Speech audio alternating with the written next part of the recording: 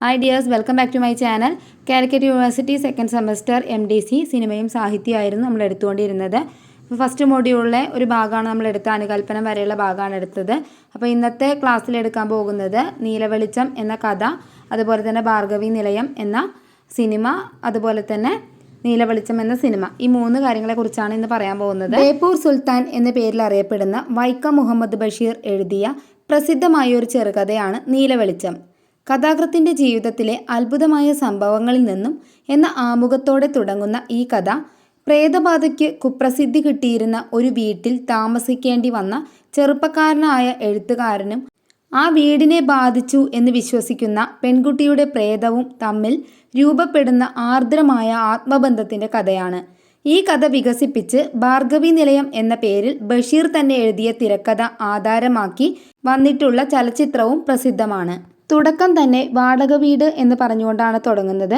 താമസിക്കാൻ ഇടമന്വേഷിച്ചു നടന്ന പാവപ്പെട്ട ഒരു എഴുത്തുകാരനായിരുന്നു ബഷീർ.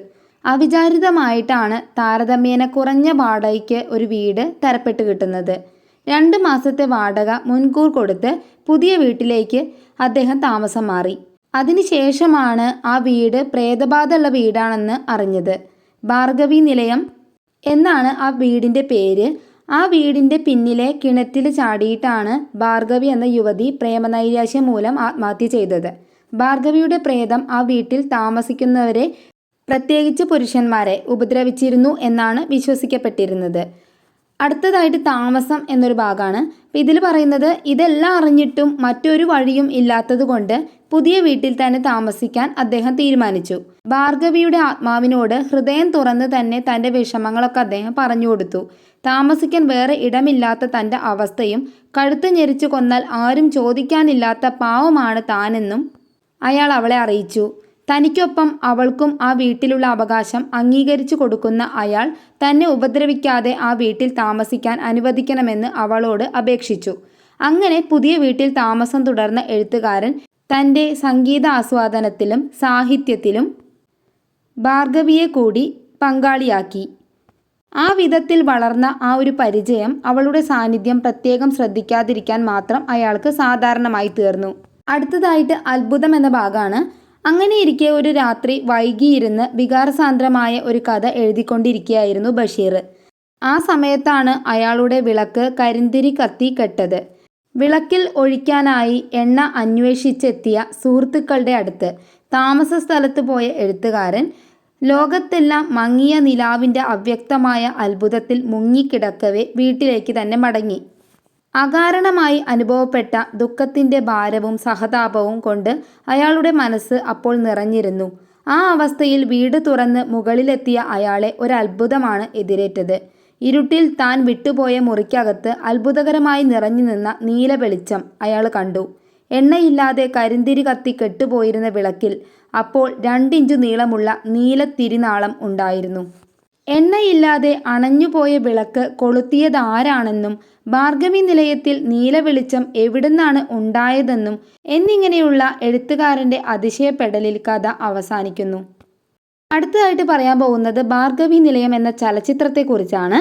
നീലവെളിച്ചത്തിൻ്റെ കഥ വികസിപ്പിച്ച് വൈക്കം മുഹമ്മദ് ബഷീർ എഴുതിയ തിരക്കഥയെ ആശ്രയിച്ചാണ് ഭാർഗവി നിലയം എന്ന മലയാള ചലച്ചിത്രം ഇറങ്ങിയത്. സംവിധായകൻ A. ബിൻസൺ. അദ്ദേഹത്തിൻ്റെ ആദ്യ ചിത്രമായിരുന്നു ഇത്. വിജയവാഹിനി സ്റ്റുഡിയോയിൽ വെച്ച് ചന്ദ്രതാര പ്രൊഡക്ഷനു വേണ്ടി നിർമ്മിച്ച ഈ ചിത്രം 1964 പുറത്തിറങ്ങിയ മലയാളത്തിൽ അവതരിപ്പിച്ച ആദ്യത്തെ പ്രേതകഥയായിരുന്നു. ഈ കഥ എന്താണെന്ന് നോക്കാം. ഭാവനാസമ്പന്നമായ ഒരു സാഹിത്യകാരൻ ഏകാന്തമായ താമസ സ്ഥലം അന്വേഷിച്ച് ഏറെ കാലമായി നടന്നതിൻ്റെ ഫലമായിട്ടാണ് അനുയോജ്യമായ ഒരിടം കിട്ടിയത്. ചുരുങ്ങിയ വാടകയ്ക്ക് നല്ലൊരു പാർപ്പിടം കിട്ടിയ സന്തോഷത്തിൽ തനിക്കായി കാത്തിരുന്ന യുവതിയെപ്പോലെ ആ മനോഹര ഭവനത്തിന് വന്ദനമേകിക്കൊണ്ട് അദ്ദേഹം അവിടെ താമസമാക്കി. എന്നാൽ പ്രേതബാധയുള്ള വീട് എന്ന നിലയിൽ ഭാർഗവി നിലയം എന്ന വീട് പ്രസിദ്ധമായിരുന്നു. അപമൃത്യുവിന് ഇരയായ ആ വീട്ടിലെ പെൺകുട്ടിയുടെ ആത്മാവ് അവിടെ തന്നെ കഴിയുന്നുണ്ടെന്ന് സങ്കല്പിച്ച് സാഹിത്യകാരൻ അദൃശ്യയായ ആ യുവസുന്ദരിയെ ഭാർഗവിക്കുട്ടി എന്ന് സ്നേഹപൂർവ്വം സംബോധന ചെയ്ത് ആ സഹവാസിനിയുടെ മൗന അനുവാദം ഓരോ കാര്യത്തിലും നേടി ദിനകൃത്യങ്ങൾ ചെയ്തു. ഏകാന്തത തളം കെട്ടി നിൽക്കുന്ന ഈ ഒരു മന്ദിരത്തിൽ ഒരു പ്രേതത്തിൻ്റെ ചലനങ്ങൾ അയാൾ അറിഞ്ഞിരുന്നു. ജോലിക്കാരനായിട്ട് ഒരാൾ കൂടി അവിടെ ഉണ്ടായിരുന്നു, പരീക്കണ്ണി. അവളിൽ നിന്നും പ്രഹരങ്ങൾ ഏൽക്കേണ്ടി വന്നു. അന്വേഷണ കൊതുകിയായ സാഹിത്യകാരൻ ചില പഴയ കത്തുകളിൽ നിന്നും കിട്ടിയ തെളിവുകളെ ആസ്പദമാക്കി കഥ എഴുതാൻ ആരംഭിച്ചു. അയാൾക്ക് കിട്ടിയ തെളിവുകളും ഭാവനയും ചേർത്ത് അവളുടെ മരണസത്യം എഴുതുന്നത് MN എന്നറിയപ്പെടുന്ന നാണുക്കുട്ടനെ ആ സാഹിത്യകാരൻ്റെ ശത്രുവാക്കി തീർത്തു. മരിച്ച ഭാർഗവിയുടെ അച്ഛൻ്റെ അനന്തരവനാണ് നാണുക്കുട്ടൻ. അവളുടെ ഘാതകരെന്ന് തെളിയുകയാണ് പിന്നീട്. എഴുതിയ കഥ അദൃശ്യമായ ഭാർഗവിക്കുട്ടിയെ വായിച്ചു കേൾപ്പിക്കുന്ന രീതിയിൽ അവളുടെ പൂർവ്വകാല പ്രേമകഥ ഫ്ലാഷ് ബാക്കിലൂടെ അവതരിപ്പിക്കുന്നുണ്ട്. ശശികുമാർ, അതായത് പ്രേം നസീറാണ് ഇത് അവതരിപ്പിച്ചത്. ഭാർഗവിയുടെ കാമുകനായിരുന്നു ശശികുമാർ. അവര് രണ്ടുപേരും പ്രണയിച്ച് നടന്നതും ശശിയും ഭാർഗവിയും കൊല്ലപ്പെടുന്നതും ഭാർഗവി നിലയമെന്ന സൗധം പ്രേതമന്ദിരമായി തീരുന്നതും വിവരിച്ച് കാണിക്കുകയാണ്. സാഹിത്യകാരൻ ഭാർഗവിക്കുട്ടിയെ കഥ വായിച്ചു കേൾപ്പിക്കുന്നത് ശ്രദ്ധിച്ചു കേട്ടുകൊണ്ട് നിന്ന നാണുക്കുട്ടൻ കടാരയുമായി സാഹിത്യകാരനെ കൊല്ലുവാൻ അടുത്തു. അവർ തമ്മിലുള്ള മൽപ്പിടുത്തത്തിൽ നാണുക്കുട്ടൻ കിണറ്റിൽ വീണു മരിക്കുന്നു. അത് ഭാർഗവിക്കുട്ടിയുടെ പണിയായിരുന്നു. കിണറ്റിൽ വീഴാതെ സാഹിത്യകാരൻ രക്ഷപ്പെടുന്നതും ഭാർഗവിയുടെ സഹായത്തോടു കൂടി തന്നെയാണ്. ഭാർഗവിക്കുട്ടി തൻ്റെ പ്രതികാരം നിർവഹിച്ചു കഴിയുന്നതോടുകൂടി ഈ കഥ അവസാനിക്കുന്നു. അടുത്തതായിട്ട് നീലവെളിച്ചം എന്ന ആഷിഖ് അബുവിൻ്റെ ചലച്ചിത്രത്തെക്കുറിച്ചാണ് പറയുന്നത്. പ്രതികാരദാഹിയായ ആത്മാവിൻ്റെ കഥ പറയുന്ന ചിത്രമായിരുന്നു നീലവെളിച്ചം. ഭാവനയേക്കാൾ ഉപരിയായി തൻ്റെ അനുഭവങ്ങളിൽ നിന്നും വൈക്കം മുഹമ്മദ് ബഷീർ രചിച്ച നീലവെളിച്ചം എന്ന ചെറുകഥയെ ആസ്പദമാക്കിയിട്ട് 1964 ഇറങ്ങിയ ഭാർഗവി നിലയം. ഇതിൻ്റെ റീമേക്കാണ് ആഷിഖ് അബുവിൻ്റെ സംവിധാനത്തിൽ ടൊവിനോ തോമസും റീമ കല്ലിങ്കലും റോഷൻ മാത്യു തുടങ്ങിയവർ കേന്ദ്ര കഥാപാത്രങ്ങളായി അവതരിപ്പിച്ച 2023 ഇറങ്ങിയ നീലവെളിച്ചം എന്ന ചലച്ചിത്രം. എഴുത്തുകാരനായ ബഷീർ പ്രേമനൈരാശ്യം മൂലമാണ് ആളൊഴിഞ്ഞ വലിയ ബംഗ്ലാവിൽ താമസിക്കാൻ എത്തിയത്. പിന്നീട് അവിടെ നടക്കുന്ന സംഭവങ്ങളൊക്കെയാണ് ഈ ചിത്രത്തിൻ്റെ ഇതിവൃത്തം. ആ ബംഗ്ലാവിൽ ഒരു പ്രേതബാധയുള്ള വീടാണെന്ന് അറിയാണ്ടാണ് താമസത്തിന് എത്തിച്ചേർന്നത്.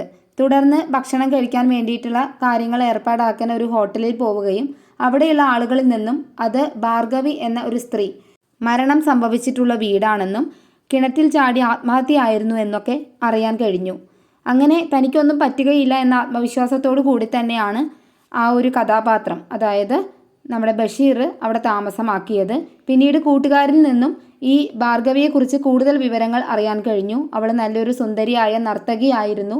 അവൾക്ക് ശശികുമാർ എന്നൊരു ഗായകനുമായി പ്രണയമുണ്ടായിരുന്നു. പിന്നീട് അയാൾ ചതിച്ചതിനെ തുടർന്ന് അവൾ കിണറ്റിൽ ചാടി ആത്മഹത്യ ചെയ്യുകയായിരുന്നു എന്നീ കാര്യങ്ങളൊക്കെ അറിഞ്ഞു. അതിനുശേഷം അവൾക്ക് പ്രത്യേകിച്ച് പുരുഷന്മാരോട് വൈരാഗ്യമാണെന്ന കാര്യം കൂടി അറിഞ്ഞു. എങ്കിലും ബഷീറിന് അവിടെ താമസിക്കാൻ യാതൊരു പേടിയും തോന്നിയില്ല. ഒരു ദിവസത്തെ അവിടുത്തെ വാസത്തിന് ശേഷം പിറ്റേ ദിവസം കടയിൽ ചെന്നപ്പോൾ എല്ലാവരും അത്ഭുതത്തോടു കൂടിയിട്ടാണ് ബഷീറിനെ നോക്കിയത്. കാരണം അവിടെ ചെന്നവരാരും ജീവനോടെ തിരിച്ചു വന്നിട്ടില്ല. അത് കണ്ടിട്ട് അത്ഭുതത്തിൽ. പിന്നീട് ബഷീർ ഭാർഗവിയെക്കുറിച്ച് കൂടുതൽ വിവരങ്ങൾ അറിയാനിടയായി. അവളുടെ പ്രേമത്തെക്കുറിച്ചും അതുപോലെ തന്നെ അവളുടെ ഒരു നാണുക്കുട്ടൻ എന്ന് പറയുന്ന അമ്മാവൻ്റെ മകനെക്കുറിച്ചെല്ലാം അറിയാനിടയായി. ഇതൊക്കെ അദ്ദേഹം അറിഞ്ഞത് അവിടെ പൂട്ടിക്കിടക്കുന്ന ഒരു മുറി ഉണ്ടായിരുന്നു. ആ മുറിയിൽ നിന്നും അവളുടെ ഒരു പെട്ടിയിൽ നിന്നും നാണുക്കുട്ടൻ എഴുതിയ ഒരു പ്രേമലേഖനം അദ്ദേഹത്തിന് ലഭിച്ചു. ആ പ്രേമലേഖനത്തിൽ അവൾ വേറെ ആരുടെയെങ്കിലും സ്വന്തമായി കഴിഞ്ഞാൽ ജീവനോടെ വിടില്ല എന്നുള്ള ആ ഒരു താക്കീതും കൂടി അതിലുണ്ടായിരുന്നു. അത് കേട്ടതിന് ശേഷം അദ്ദേഹത്തിന് ഏറെക്കുറെയൊക്കെ കഥ മനസ്സിലാവുകയും അങ്ങനെ അവളുടെ കഥ അദ്ദേഹം എഴുതി പൂർത്തിയാക്കുകയും ചെയ്തു. യഥാർത്ഥത്തിൽ അവളെയും അവളുടെ കാമുകനെയും കൊന്നത് ആ ഒരു നാണുക്കുട്ടൻ എന്ന കഥാപാത്രം തന്നെയാണ്.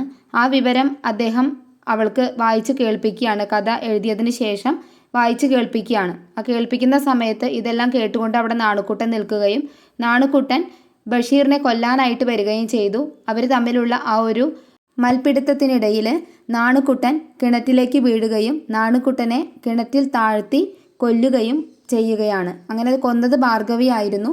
അതോടുകൂടി അവളുടെ ആത്മാവിന് നിത്യശാന്തി ലഭിക്കുകയും ചെയ്തു. ആ കഥ അവസാനിച്ചു. ഇതാണ് നീലവെളിച്ചം എന്ന സിനിമയുടെ കഥ എന്ന് പറയുന്നത്. അപ്പോൾ രണ്ട് കഥകളും തമ്മിൽ കുറച്ച് വ്യത്യാസങ്ങളൊക്കെ ഉണ്ട്. അതായത് ഭാർഗവി നിലയം എന്ന കഥയിലാണെന്നുണ്ടെങ്കിൽ അതിൽ പ്രേമനൈരാശ്യം കൊണ്ടെന്നല്ല സാഹിത്യകാരൻ വന്ന് അവിടെ വീടെടുക്കുന്നത്, അദ്ദേഹത്തിൻ്റെ സാമ്പത്തിക ബുദ്ധിമുട്ടുകൊണ്ടാണ്. പക്ഷേ ഇതിൽ പ്രേമനൈരാശ്യം കൊണ്ടാണ് അദ്ദേഹം ആ ഒരു വീടെടുത്ത് താമസിക്കുന്നത്. അങ്ങനെ ചെറിയ ചെറിയ മാറ്റങ്ങളൊക്കെ വന്നിട്ടുണ്ടെങ്കിലും ഏകദേശം ഒരേ രീതിയിൽ തന്നെയാണ് കഥ വന്നിരിക്കുന്നത്. അപ്പോൾ കഥയിൽ എന്തെങ്കിലും സംശയം ഉണ്ടെങ്കിൽ ചോദിച്ചാൽ മതി. Okay, thank you for watching.